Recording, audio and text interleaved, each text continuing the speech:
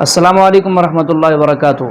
नाजरीन, आज की वीडियो में इंडियन तारिक फ़तह, जिसको आप शायद जानते हो, उसके बारे में आपको सुनाते हैं। वो अपनी तकरीर में क्या कह रहा है। इतना डरा हुआ है मुसलमानों से कि उसके डर की वजह से उसकी ज़बान लड़खड़ा रही है, और साथ में वो मुसलमानों को दहशतगर्द करार दे रहा है। जितनी भी मकतबा फ़िक्र की जमातें हैं, देवबंदी हो गया, बरेलवी हो गया, जमात इस्लामी हो गया, तो सबसे वो डरा हुआ है। आइए आप उसका वो क्लिप सुनिए और इसके बारे में डॉक्टर साहब क्या कहते हैं वो भी सुनें। बिल्कुल गलत बात है कहना कि किसी टेररिस्ट का मजहब नहीं होता, धर्म नहीं होता। हर टेररिस्ट का धर्म होता है, चाहे वो बब्बर खलसा का हो, चाहे वो ऑपरेशन ब्लू स्टार का हो, चाहे वो तालिबान का हो, चाहे वो टेररिस्ट जो देवबंदी स्कूल को फॉलो करते हैं, या वो टेररिस्ट जो बरेलवी स्कूल को फॉलो करते हैं, और शिया टेररिज्म भी है। एक चीज मुसलमानों को समझना पड़ेगा कि 90% इस वक्त टेररिज्म जो दुनिया में हो रही है, सैन बर्नार्डिनो से लेके जम्मू कश्मीर से लेके बांग्लादेश में राइटर्स की गले काट रहे हैं जमात इस्लामी वाले। कोई आपकी या इस मुल्क में भी है जमात इस्लामी, वो पाकिस्तान में भी है, और उसका नाम मुस्लिम ब्रदरहुड यानी इख्वान मुस्लिमीन तमाम अरब मुल्कों में, जो थ्योरेटिकल बेस है आतंकवादियों का। यानी हर मुसलमान जो इस्लामिस्ट है वो टेररिस्ट नहीं होता, लेकिन टेररिस्ट, इस्लामिक टेररिस्ट होने के लिए जरूरी है कि आपको मौलाना मौदूदी, आप सैयद कुतुब, आप हसन अल बन्ना की किताबें पढ़ के वेस्ट की दुश्मनी करें, और ये यकीन करें कि जो जंग, आखिरी जंग है जिसमें हिंदुस्तान को फतह करना है मुसलमानों ने, वो लिखी भी है शरिया में, उसकी बातें की गई हैं। मस्जिदों में खत्म कर दें ये बात जिहाद की, और कहीं जिस दिन हिंदुस्तान के मौलाना, नहीं मेरी बात खत्म करने दे सर, जिस दिन हिंदुस्तान के मौलाना और इमामों ने कहा कि हिंदुस्तान के कॉन्स्टिट्यूशन के तहत आर्म्ड जिहाद बिल्कुल गैर कानूनी है, उस दिन मैं कहूंगा कि आप लोग सही हैं। एक बहुत मशहूर जुमला हमेशा टेलीविजन पे, रेडियो पे, मैगजीन पे, न्यूज़पेपर पे हमेशा दोहरा जा रहा था। वो था, हर मुसलमान आतंकवादी नहीं है, लेकिन हर आतंकवादी मुसलमान है। Every Muslim is not a terrorist, but every terrorist is a Muslim. और ये जुमला 11 जुलाई 2006 बॉम्बे ट्रेन सीरियल ब्लास्ट के बाद बॉम्बे में भी मशहूर हुआ। तो इस जुमले ने मुझे तहकीक करने पे मजबूर किया, और उस जुमले ने ये तकरीर को जन्म दिया। क्या आतंकवाद मुसलमानों की विरासत है? और क्योंकि हमारा रिसर्च सेंटर है इस्लामिक रिसर्च फाउंडेशन, मैंने रिसर्च की कि चंद सैकड़ों सालों में जितने आतंकवादी हमले हुए, मैंने उन पर रिसर्च की और तहकीक करने की कोशिश की कि ये जुमले में कितनी सच्चाई है, जो मैं आज आपके सामने पेश करूंगा। सबसे पहले मैंने ये जानने की कोशिश की कि आतंकवाद का डेफिनेशन क्या है। What is the definition of the word terrorism? और बहुत तहकीक करने के बाद यह पता लगा कि आतंकवाद का माना जो है वो बहुत पेचीदा है और मुख्तलिफ है। आतंकवाद को डिफाइन करना नामुमकिन के बराबर है, क्योंकि यह डेफिनेशन, ये माना हर वक्त बदलता है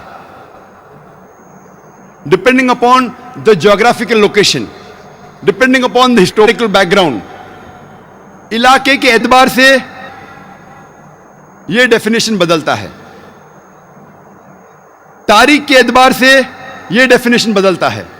इसीलिए आतंकवाद, टेररिज्म को डिफाइन करना इज नेक्स्ट टू इम्पॉसिबल, नामुमकिन के बराबर है। लेकिन तहकीक में यह पता लगा कि सबसे पहली बार यह लफ्ज टेररिज्म, आतंकवाद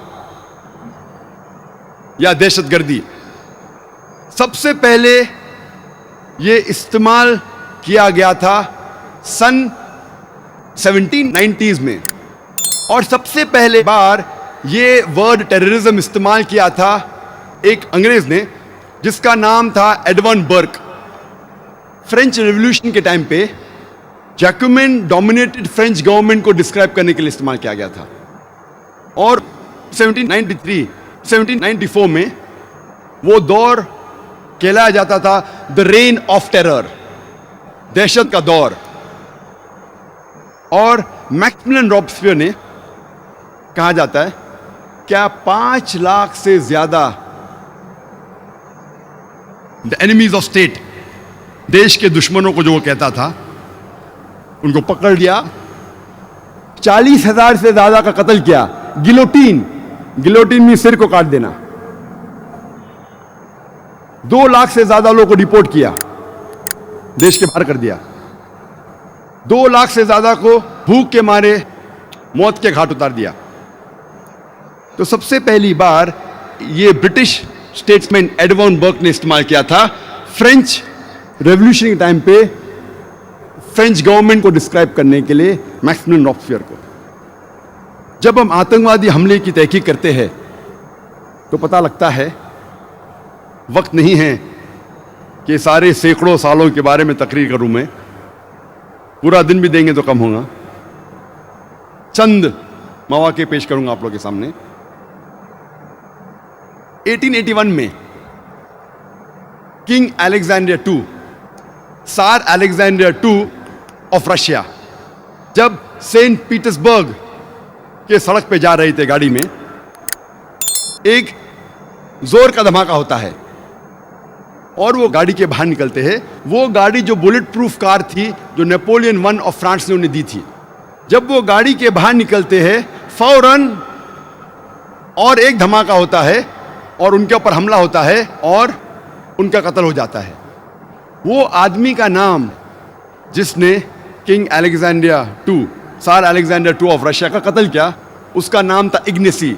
वो एक पोल था बर्बक्स का, वो गैर मुस्लिम था।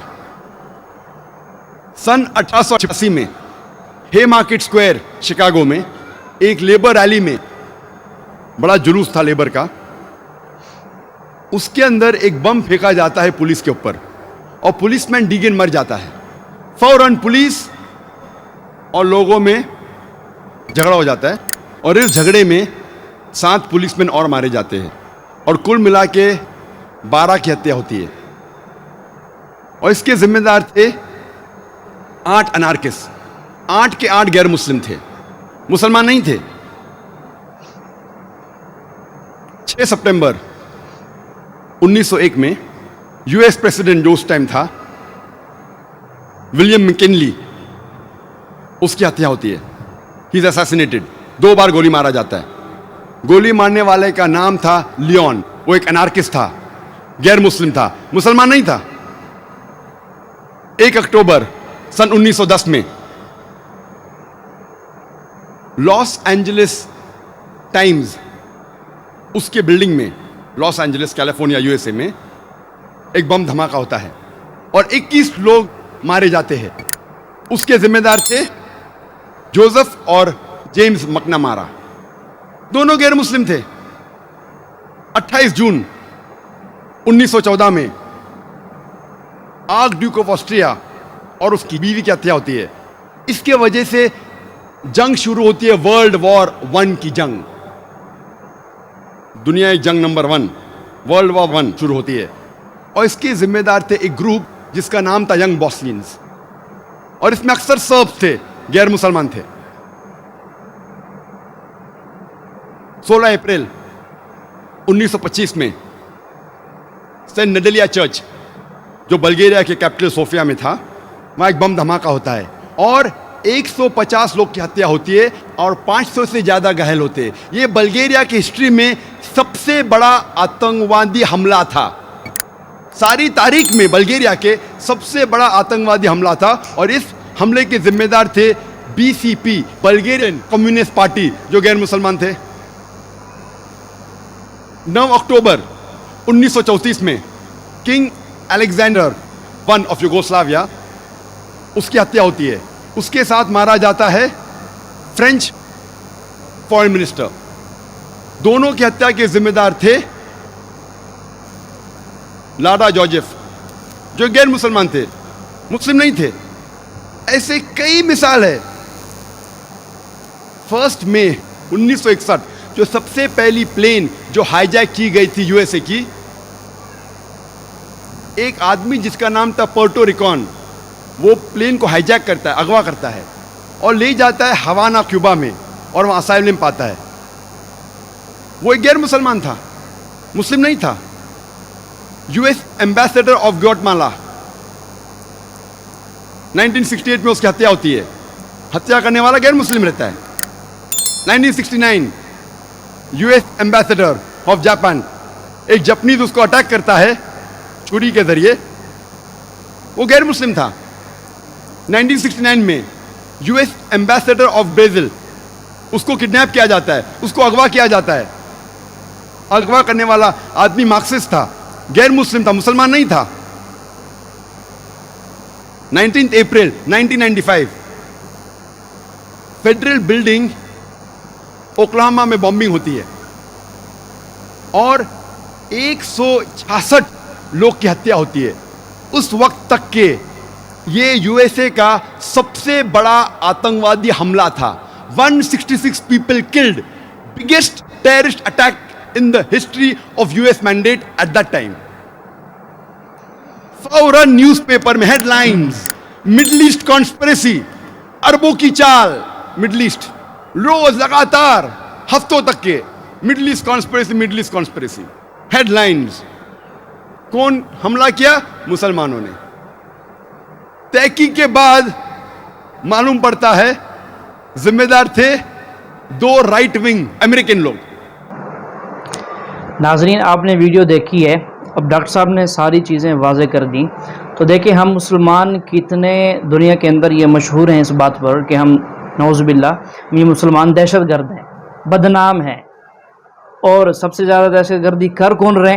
गैर मुस्लिम, अमेरिकन, फ़लाँ दूसरे ममालिक वाले गैर मुस्लिम लोग। तो इसलिए मैं अपने दूसरे मुसलमानों से हटकर हिंदू और दूसरे जो मुसलमान नहीं हैं उनसे ये कहूँगा कि अपने जहनों को साफ रखें कि मुसलमान टेररिस्ट नहीं है, ना ही था और ना ही होगा। अगर कोई इस्लामी शक्ल में ऐसा कर रहा है तो उसको हम इस्लाम पर धब्बा नहीं लगा सकते कि मुसलमान ही ऐसा होता है, इस्लाम के अंदर ही ये सिखाया जाता है, ऐसी बात नहीं है।